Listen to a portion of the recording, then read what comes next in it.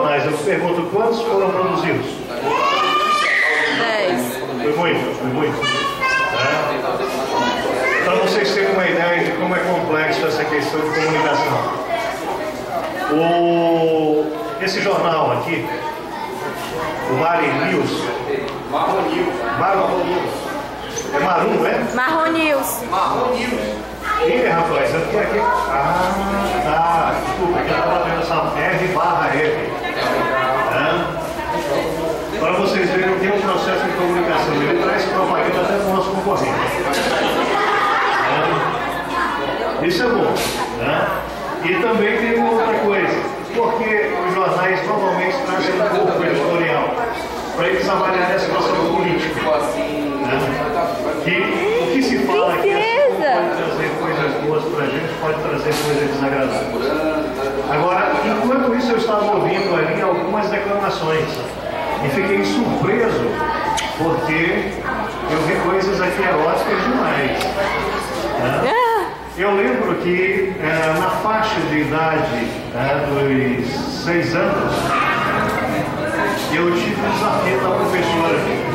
E esse desafio era o seguinte: eu tinha que ler corretamente a lição de casa. E esse ler corretamente era sem gaguejar.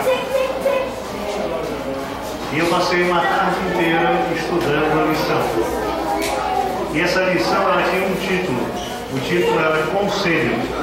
E dizia assim: Conselho, deixa o menino insensato o passarinho voar. Que mal te fez a vizinha que passa a vida a cantar?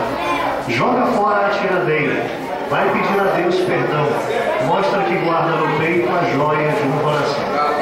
Aos 6 anos de idade, eu gravei essa lição e nunca mais esqueci. Quero dizer a vocês que esse evento é nosso. E nós estamos trabalhando, sim, muito, para construir uma escola cada vez melhor e que a gente tenha um ensino reconhecidamente de qualidade para alunos.